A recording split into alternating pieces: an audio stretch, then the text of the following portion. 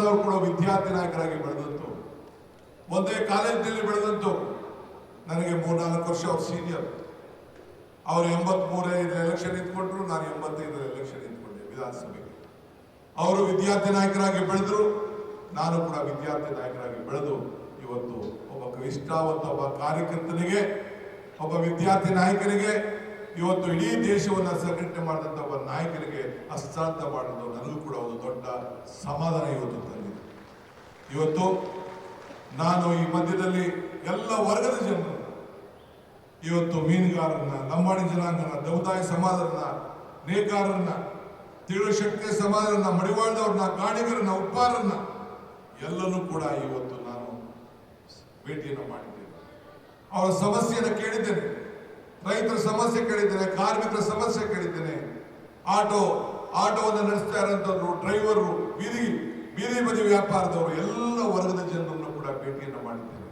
ಅವರ ಸಮಸ್ಯೆಯನ್ನು ಕೇಳಿ ಆ ಬೆಲೆ ಏರಿಕೆ ಗಗನಕ್ಕೆ ಹೋಗ್ತಾ ಇದೆ, ಆದಾಯ ಪಾತಾಳಕ್ಕೆ ಹೋಗ್ತಾ ಇದೆ ಅಂತ ಹೇಳಿ 5 ಗ್ಯಾರಂಟಿಗಳನ್ನ ಮಾಡಬೇಕು ಅಂತ ತೀರ್ಮಾನ ಮಾಡಿದ್ರು, ಪ್ರತಿಜ್ಞೆಯನ್ನು ಮಾಡಿದ್ರು. ಶ್ರೀಮತಿ ಪ್ರಿಯಾಂಕಾ ಗಾಂಧಿ ಅವರನ್ನ ಆಹ್ವಾನಿಸಿದ್ರು. ಬಂದು ಅವರು ಪ್ಯಾಲೇಸ್ ನಲ್ಲಿ ಸುಮಾರು 50,000ಕ್ಕೂ 60,000ಕ್ಕೂ ಹೆಚ್ಚು ಮಂದಿಯಲ್ಲಿ ಬಂದು ಈ ಒಂದು ಗೃಹಲಕ್ಷ್ಮಿ ಯೋಜನೆಯನ್ನ ಇವತ್ತು ಚಾಲನೆಗೆ ಕೊಟ್ಟರು. ಅವ್ರು ಹೇಳಿದ್ರು, ಡಿಕೆ ಇದು ಮಾತ್ರ ಉಳ್ಕೊಳ್ಬಾರ್ದು, ನೀನು ಸಿದ್ದರಾಮಯ್ಯ ಇಬ್ರು ನನ್ನ ಮುಂದೆ ಆ ಗ್ಯಾರಂಟಿ ಚೆಕ್ಗೆ ನೀವು ಸೈನ್ ಹಾಕ್ಬೇಕು ಅಂತ ಹೇಳಿದ್ರು. ನಾನು ಸಿದ್ದರಾಮಯ್ಯನವರದಕ್ಕೆ ಸೈನ್ ಹಾಕ್ದೋ, ಆ ಸೈನ್ ಅನ್ನ ಮನೆಗೆ ತಲುಪಿಸೋ. ಇವತ್ತು 1,21,00,000 ಮಹಿಳೆಯರಿಗೆ, ಮನೆ ಯಜಮಾನರಿಗೆ ಇವತ್ತು ಹಣ ತರ್ತಾ ಇದೆ ಅಂತಂದ್ರೆ ಇಡೀ ರಾಷ್ಟ್ರಕ್ಕೆ ಒಂದು ದೊಡ್ಡ ಸಂದೇಶ. ಇದು ನನ್ನ ಕಾರ್ಯಕ್ರಮ ಅಲ್ಲ, ಜನರ ಭಾವನೆ, ಯುವಕರ ಮೇಲೆ, ವಿದ್ಯಾರ್ಥಿ ಮೇಲೆ ನಂಬಿಕೆ. ಜನ ನಗ್ತಾ ಇದ್ರು. ನಾನು ಹೇಳಿದೆ, ಈ DK ಶಿವಕುಮಾರ್ನ ಬಂಡೆ ಅಂತ ಕರಿತೀರಿ, ಈ ಬಂಡೆನ ಚಪ್ಪಡಿಯಾರು ಮಾಡ್ಕೊಳ್ಳಿ, ಗರಡಗಂಬಾರು ಮಾಡ್ಕೊಳ್ಳಿ, ಕೋಲಾರು ಮಾಡ್ಕೊಳ್ಳಿ, ಜಲ್ಲಿಯಾರು ಮಾಡ್ಕೊಳ್ಳಿ. ಪ್ರತಿಯೊಬ್ಬ ಕಾರ್ಯಕರ್ತರು ಕೂಡ ಈ ಬಂಡೆ ಮೇಲೆ, ಈ ಚಪ್ಪಡಿ ಮೇಲೆ ನಡ್ಕೊಂಡು ಹೋಗಿ ವಿಧಾನಸೌಧ ಮುಟ್ಟಬೇಕು ಅಂತೇಳಿ ಅವತ್ತು ಪ್ರತಿಕ್ರಿಯೆಯನ್ನು ಮಾಡಿದ್ರು. ಕಳೆದ 3 ವರ್ಷದಿಂದ ನಿಮಗೆ ಎಲ್ಲ ಕಾರ್ಯಕರ್ತರು ವಿಧಾನಸೌಧದಲ್ಲಿ ಆ ಬಂಡೆ ಮೇಲೆ ನಡೀಲಿಕ್ಕೆ ನಿಮಗೆಲ್ಲ ಶಕ್ತಿ ಬಂದಿದೆ.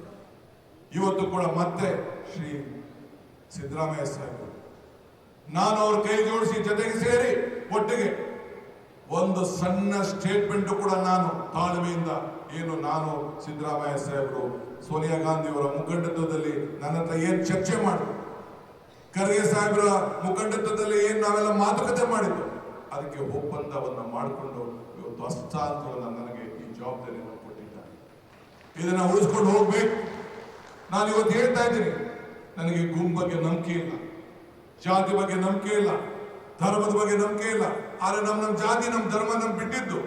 ಆದ್ರೆ ಇದೊಂದು ಕಾಂಗ್ರೆಸ್ ಜಾತಿ, ಇದೊಂದು ಕಾಂಗ್ರೆಸ್ ಧರ್ಮ, ಇದು ಕಾಂಗ್ರೆಸ್ ಧ್ವಜ, ಇದು ನನ್ನ ಮಾತ್ರ ನಾವು ಯಾರು ಕೂಡ ಮಾಡಲಿಕ್ಕೆ ಸಾಧ್ಯ.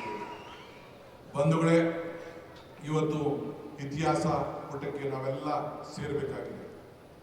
ನಮ್ಮ ಮೇಲೆ, ನಿಮ್ಮ ಮೇಲೆ ದೊಡ್ಡ ಜವಾಬ್ದಾರಿ ಇದೆ. ಇವತ್ತು ಅನೇಕ ಪಾದಯಾತ್ರೆಗಳನ್ನ ನಾವು ಮಾಡಿದ್ದೇವೆ. 23 ದಿನಗಳ ಕಾಲ ರಾಹುಲ್ ಗಾಂಧಿ ಅವರು ಮಾಡಿದಂತ ಭಾರತ್ ಜೋಡೋ ಪಾದಯಾತ್ರೆ ಇವತ್ತು ಸಾಕ್ಷಿಯಾಗಿ ಅವ್ರು ಎಲ್ಲೆಲ್ಲಿ ಹೆಜ್ಜೆ ಹಾಕಿದ್ರು. ಎಲ್ಲ ಕ್ಷೇತ್ರದಲ್ಲೂ ಕೂಡ ಕಾಂಗ್ರೆಸ್ ಪಕ್ಷ ಅಧಿಕಾರಕ್ಕೆ ಬಂತು. ನೀವು ಚಾಮರಾಜನಗರದಿಂದ ನೆನಪಿಡಿ, ಕೊನೆಗೆ ಬಳ್ಳಾರಿವರೆಗೂ ನೋಡಿ, ಎಲ್ಲ ಕ್ಷೇತ್ರದಲ್ಲೂ ಕೂಡ ಅವರ ಹೆಜ್ಜೆ, ಅವರ ಸಂಘಟನೆ, ನೀವು ಇಡೀ ರಾಜ್ಯದಿಂದ 3 ಮೂಲೆಯಿಂದ ನಮ್ಮ ನಾಯಕರುಗಳೆಲ್ಲ ಕರ್ಕೊಂಡು ಬಂದು ಇವತ್ತು ಶಕ್ತಿಯನ್ನು ತುಂಬಿ ಇಡೀ ದೇಶಕ್ಕೆ ಒಂದು ದೊಡ್ಡ ಸಂದೇಶ. ನಾವು ಕೊಟ್ಟಂತ ಸಂದೇಶ ಪಕ್ಕದ ರಾಜ್ಯಗಳಿಗೂ ಕೂಡ ತಲುಪಿತು. ಆದ್ರಿಂದ ಇವತ್ತು ಅಂತ ಕಾರ್ಯಕ್ರಮವನ್ನು ಯಾರು ಕೂಡ ಮರೀಲಿಕ್ಕೆ ಸಾಧ್ಯ ಇಲ್ಲ. ಸಿದ್ದರಾಮಯ್ಯನವರ 75ನೇ ಜನ್ಮದಿನ, ಐತಿಹಾಸಿಕವಾದಂಥ ಜನ್ಮದಿನ. ಒಬ್ಬ ನಾಯಕ, ಕಾಂಗ್ರೆಸ್ ಕಾರ್ಯಕರ್ತ, ಒಬ್ಬ ಹಿಂದುಳಿದ ನಾಯಕನಿಗೆ ನೀವು ಮಾಡಿದಂತ ಆಶೀರ್ವಾದ ಯಾರು ಕೂಡ ಮರೀಲಿಕ್ಕೆ ಸಾಧ್ಯ ಇಲ್ಲ. ಅದಾದ ಮೇಲೆ 75ನೇ ವರ್ಷದ ಈ ದೇಶದ ಸ್ವಾತಂತ್ರ್ಯದ ಸಂಭ್ರಮ, ಎಂತ ಸಂಭ್ರಮ! ಸ್ವಾತಂತ್ರ್ಯ ದಿನಾಚರಣೆ, ಸ್ವಾತಂತ್ರ್ಯ ದಿನ ನಡೆಗೆ ಸುಮಾರು 4 ಲಕ್ಷ ಜನ ಈ ಮಕ್ಕಳು, ವಿದ್ಯಾರ್ಥಿಗಳು, ಹಿರಿಯರು ಇವತ್ತು ನಡೆದು ಅವತ್ತು ಟ್ರೈನಲ್ಲೇ 3,72,000 ಜನ ಮೆಟ್ರೋನಲ್ಲಿ ಪ್ರವಾಸ ಮಾಡಿ ಆ ಸ್ವಾತಂತ್ರ್ಯ ನಡಿಗೆ ಇದೆಯಲ್ಲ, ಈ ದೇಶದಲ್ಲಿ ಮತ್ತೊಂದು ಇತಿಹಾಸ ಅಂತ ಹೇಳಲಿಕ್ಕೆ ನನಗೆ ಬಹಳ ಸಂತೋಷ ಆಗ್ತದೆ. ಬಂಧುಗಳೇ, ಇನ್ನು ಹೆಚ್ಚಿಗೆ ಹೇಳುತ್ತದಿಲ್ಲ. ಈ ದೇಶದಲ್ಲಿ ನನಗೆ ಜವಾಬ್ದಾರಿಯನ್ನು ಕೊಟ್ಟಿದ್ದೀನಿ, ಈ ರಾಜ್ಯದಲ್ಲಿ ನನಗೆ ಜವಾಬ್ದಾರಿಯನ್ನು ಪಕ್ಷ ಕೊಟ್ಟಿದೆ. ಈ ರಾಜ್ಯವನ್ನು ಮುನ್ನಡೆಸಲಿಕ್ಕೆ ನೀವೆಲ್ಲ